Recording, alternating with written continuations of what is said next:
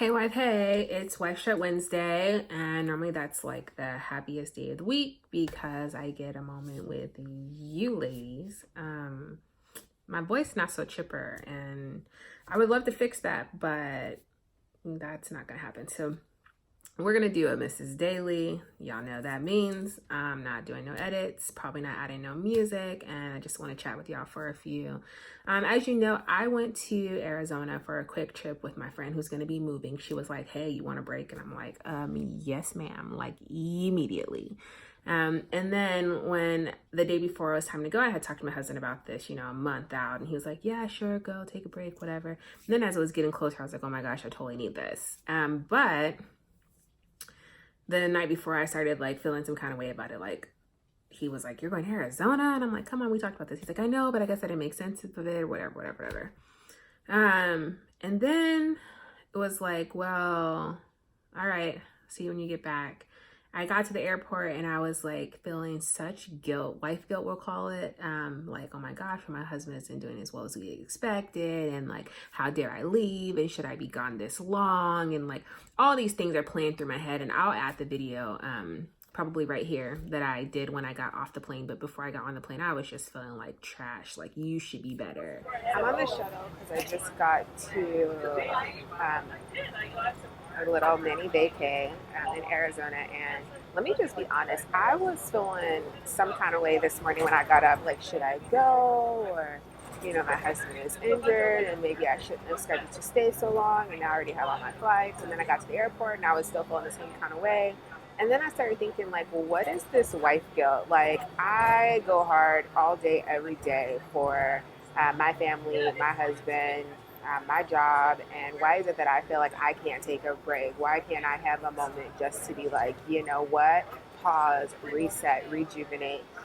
Because I am for sure worn out, and that ain't been no secret. I told y'all I'm worn out. And if I wouldn't take this moment to rejuvenate myself, I'm going to be trash for everybody else, especially my husband. So now while I'm on the shuttle, looking like I'm in a little kid jail, what is this? Um, I'm really glad that I'm here, and I'm looking forward to this rejuvenation. So just a little thought of the day. Maybe you should do something for yourself, even when you feel a little bit of guilt about it, because if you're feeling like you need it, you probably need it. So listen to what your body and your life is telling you. Isn't it interesting that we feel like that sometimes?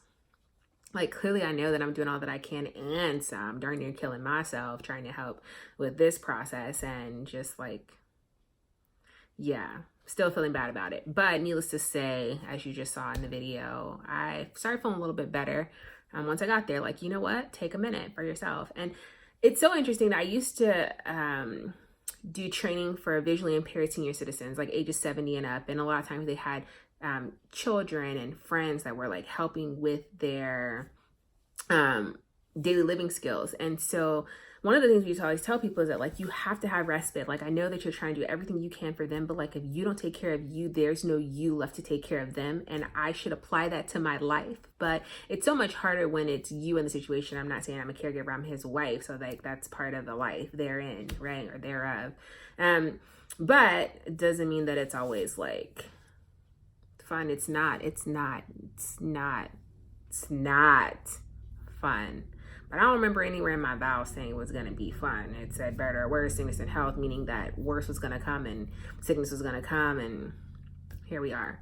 But something I think that was hard for me once I could be like, okay, I'm going to go take a minute. My friend kind of put some parameters like, okay, listen, what we're going to do is be very strategic about this. And when we get together, we're going to catch up and you're going to tell me all the good, the bad, the ugly. And then for the next 3 days, like, we're not going to talk about that. We're not going to talk about work. We're not going to talk about injuries. We're not going to talk about any of that. Of course, when we touch base with our loved ones, we want to catch up, make sure all was good, but we don't want to get into the weeds of things because what she said is when you leave your life for a second to have a pause and take a minute for yourself, if you talk about it the whole time and it's like on your brain the whole time, then like you're at another place, but you're still where you were, which is at home with all the things. So very smart. I was like, okay, you are onto something. So I think I worked really hard at that. I still have my calls, check in a couple of times a day and what have you, but it was a challenge because I don't think we're accustomed to being able to just pause and not bring all the stuff. Even with work, you need a pause, but then if you talk about work during your time off and you go back to work and you're not rejuvenated. I think what was a little bit disappointing, if I'm honest, is that when I finally let myself take a break, I thought I would come back refreshed and rejuvenated, and I didn't. I mean, I think like the minute I saw my loved ones, it was like, hey, so good to see you, because I really did miss them. But just like that, because life didn't change for them. They were still in the rigmarole of it.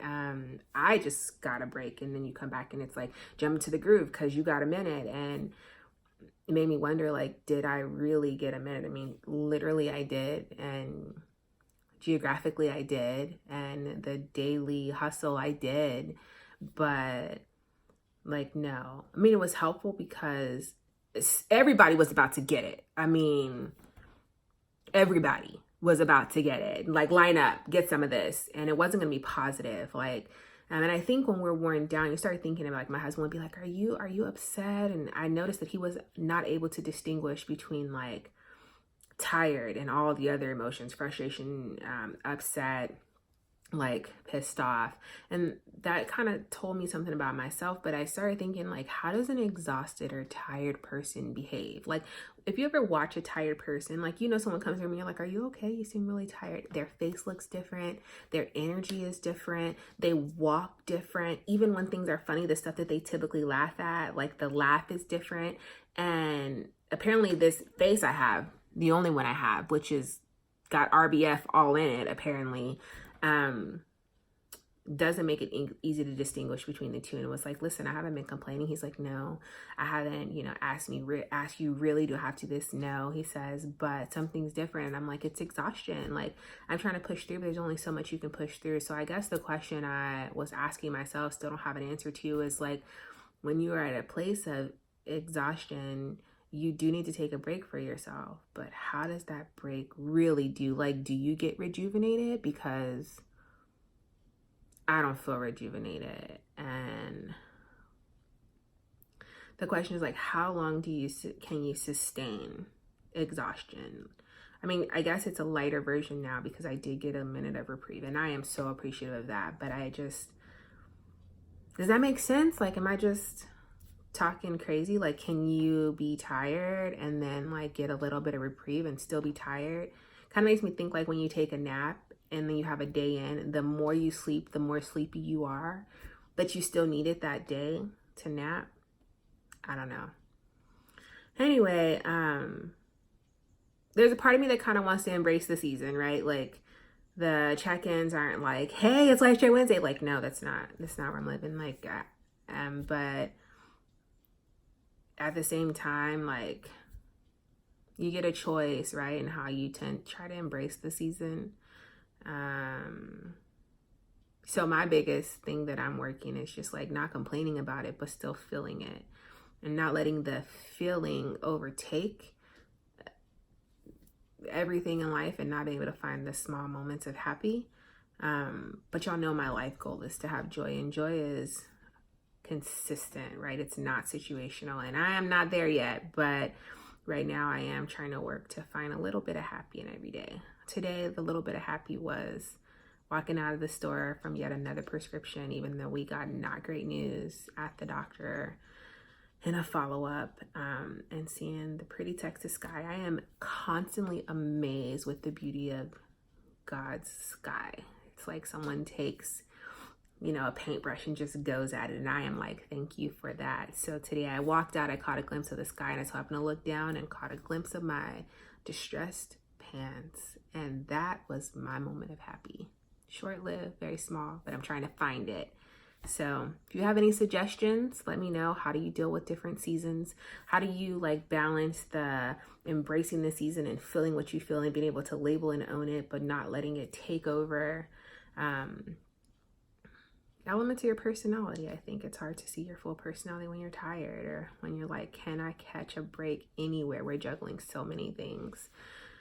So I just wanted to get on here and be honest with y'all and just chat it out. There's not even a severe theme. The big picture is that I took a break, felt bad about taking the break, finally embraced the break, came back from the break, and I still feel like I need a freaking break. But But that's life in general, juggling all the struts we have. I hope that y'all's week is going well. I am still prayerful in all of this, and I hope that you all too are, being prayerful in whatever it is that you're going through. But you still got to go through it, right? There clearly for this one is no way around. So struggle strutting and finding little moments of happy, still working on a life of joy and praising God in the meantime. I'll talk with y'all next week. Hey, guess what? Next week is Wife Strutiversary. Can you believe it's been a year? I can't. Drop something in the comments. Let me know what you'd like to see for our year. If there's any suggestions that you have. And it's a daily, so hope it wasn't too much rambling, but you got what I got because that's all I got. Until next time, ladies, keep your strut as only you can. And if you see another wife, acknowledge her strut, encourage her strut, and remember that no wife should strut alone. Until next week, I'm out.